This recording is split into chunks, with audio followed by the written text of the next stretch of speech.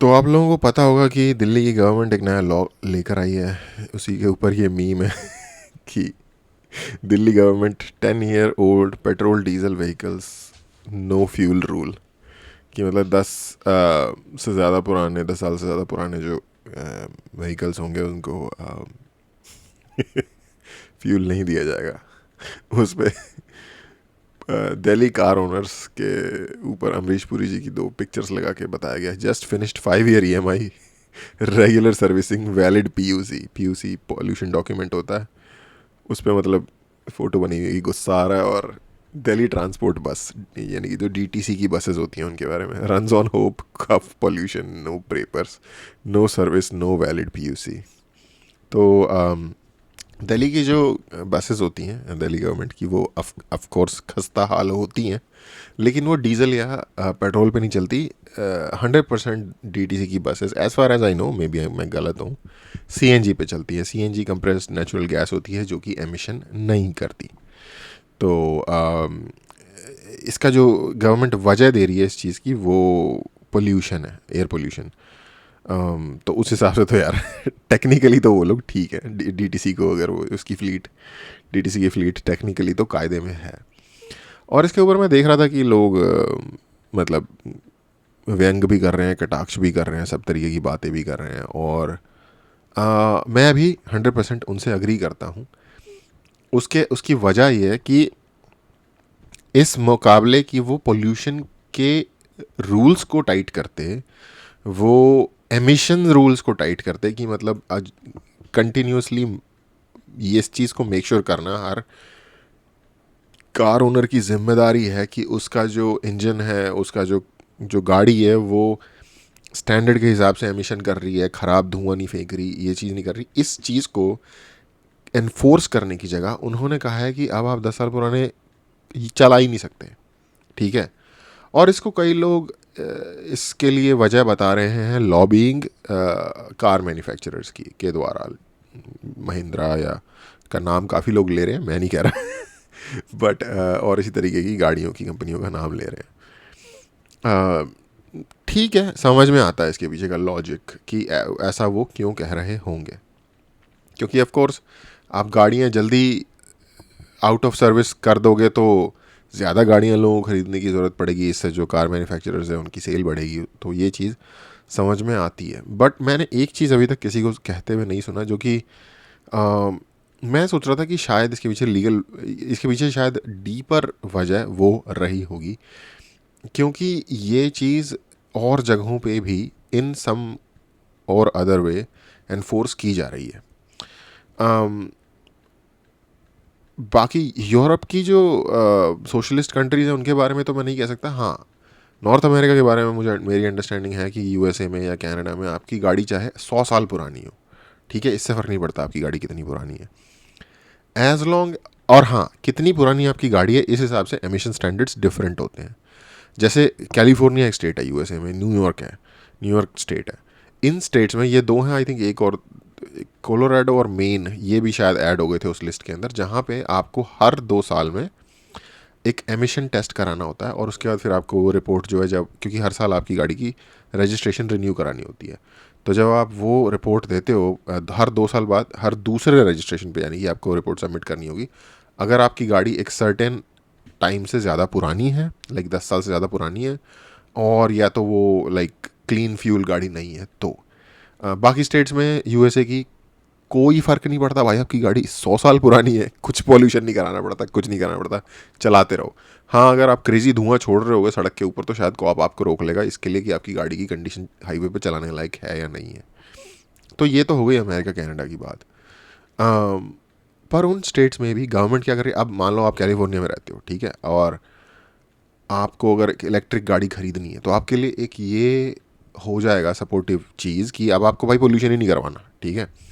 क्या तो कहते हैं उसे, एमिशन या कुछ कुछ टेस्ट होता है, उसके पैसे भी देने पड़ते हैं। जहाँ एमिशन की शॉप में जाओगे, टेस्ट करोगे, उसके भी पैसे दोगे। उसके बाद एक सिरदर्दी भी है, अगर मान लो टेस्ट पास नहीं हुई आपकी गाड़ी एमिशन की, तो फिर आपको गाड़ी में वो चीज़ें ठीक करानी पड़ेंगी जिनकी वजह से उसने टेस्ट पास नहीं किया।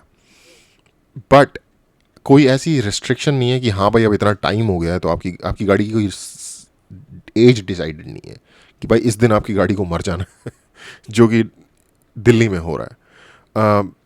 और आई थिंक ये एक रिस्ट्रिक्शन है अनडेमोक्रेटिक इन माय ओपिनियन, जो सिटीजन्स के ऊपर थोपा जा रहा है। और मैं समझता हूँ कि दिल्ली में जो एयर क्वालिटी है और पोल्यूशन के हालात हैं वो इतने ज़्यादा लाइक बुरे हैं कि इस तरीके के मेजर्स लेने की ज़रूरत पड़ सकती है, इस जहाँ पे लोगों की जो सहूलियत है उस पर नुकसान होगा या उसको दिक्कत पहुँचेगी। लेकिन अगर गाड़ियों से भी अगर एमिशन होता है तो शायद उसका सबसे बड़ा हिस्सा ट्रकों से होता है, और एक्चुअल में गाड़ियों से सबसे ज़्यादा एमिशन होता भी नहीं है।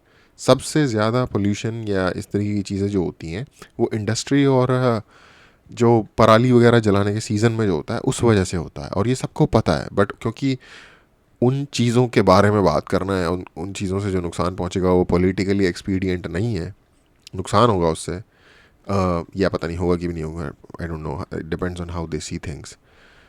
तो उस पर बात नहीं करते ये लोग।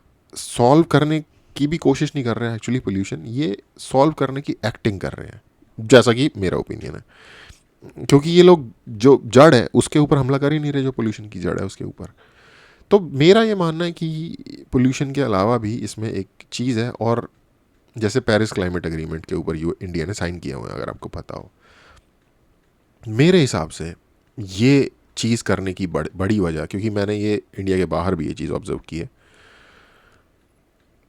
ये है इलेक्ट्रिक गाड़ियों को पुश करने के लिए। ठीक है, मान लो अगर आप एक नॉर्मल डीजल गाड़ी लेते हो तो आपकी गाड़ी 10 साल या पता नहीं जो नया रूल आएगा उसके हिसाब से 7 साल या जितने भी साल है, ठीक है। अगर आप पेट्रोल लेते हो तो 15 या वट 10 साल है। पर अगर आप एक इलेक्ट्रिक गाड़ी लेते हो उसके ऊपर कोई एज नहीं है, ठीक है। तो मेरे ख्याल से या तो सरकार की खुद ये सोच है, या जो सरकार ने इंटरनेशनल फोरम्स पे कमिटमेंट किए हुए हैं जैसे कि पेरिस क्लाइमेट एग्रीमेंट हो गया या जो भी हो गया, हालांकि अमेरिका ने उसे खुद ही अबैंडन कर दिया है, जो मेन सिग्नेटरी था उसका। ये जो इंटरनेशनल कंडीशंस हैं, जो एग्रीमेंट साइन किए हुए हैं, ये उनको फुलफ़िल करने के लिए गवर्नमेंट ऐसा कर रही है, उनके जो कोटाज हैं वो मीट करने के लिए ऐसा कर रही है, ताकि वो दिखा सकें कि देखो हमने ये चेंजेस किए हैं। अब उससे एयर क्वालिटी पे क्या फ़र्क पड़ेगा, उससे फ़र्क नहीं पड़ता। At the end of the day वही है सरकारी काम, कोटा मीट करने वाली बात।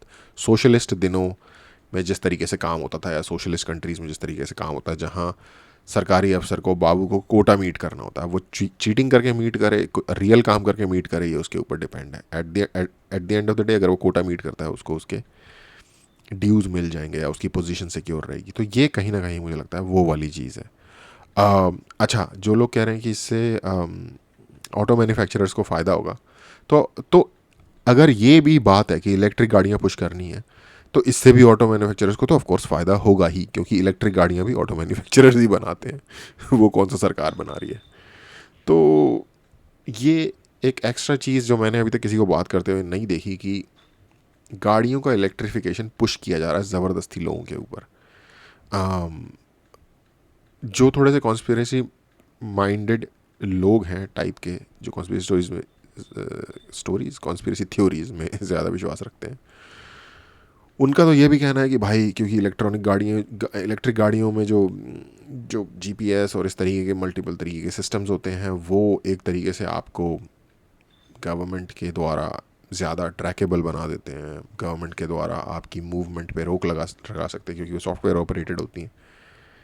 गवर्नमेंट चाहे तो रिमोटली अगर आप कहीं ड्राइव करके जा रहे हो तो आपको रोक सकती है, और जो कि टेक्निकली अगर उनके पास आपकी गाड़ी के आई एम आई नंबर नहीं, उनको कुछ और नंबर कहते हैं आई थिंक, क्या कहते हैं, IMI सेलफोन का नंबर होता है। गाड़ियों में एक नंबर होता है जो मुझे इस वक्त याद नहीं आ रहा, पिन या RI, विन गाड़ियों का नंबर, व्हीकल आइडेंटिफिकेशन नंबर। अगर उनके पास आपका विन है तो ट्रैक कर सकते हैं वो आपकी गाड़ी को, कोई बड़ी बात नहीं है। और रजिस्टर कराओगे तो विन तो होगा ही उनके पास। तो इलेक्ट्रॉनिक गाड़ियों में जो इंटरनल कंबशन इंजन होते हैं उनके मुकाबले आउटसाइड से कंट्रोल करना उन्हें ज़्यादा ईजी है।